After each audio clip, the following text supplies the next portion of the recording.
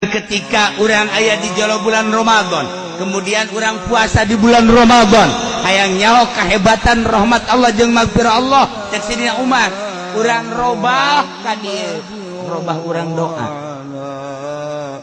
robah orang doa, orang lempang orang doa, lempang orang ngadoakeun. Cek sidina Umar, cak lempang teh mudah-mudahan Gusti lantaran abdi ieu lempang lain salempang-lempangna dibere kakuatan ku Gusti, hampurakeun Gusti ieu Zaid anu keur lempang ngadoakeun sare es ngadoakeun cak es teh Gusti lain saha es nahan lapar jeung dahaga Gusti.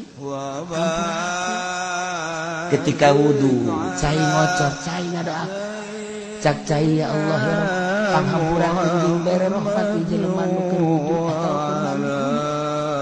lantaran nyana teh nyaho kulage teu diinum ku nyana cai lalaunan ka kemuna ge lantaran menghargai Tuhan.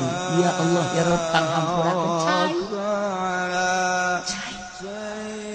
begitu badahanana ka masjid lempang-lempang geus kadoakeun. Begitu asup ka lawang masjid teh ngajerit ka Gusti Allah, ya Allah ya Rabbi di jero lapar jeung dahaga masih keneh nyana sempat berjamaah.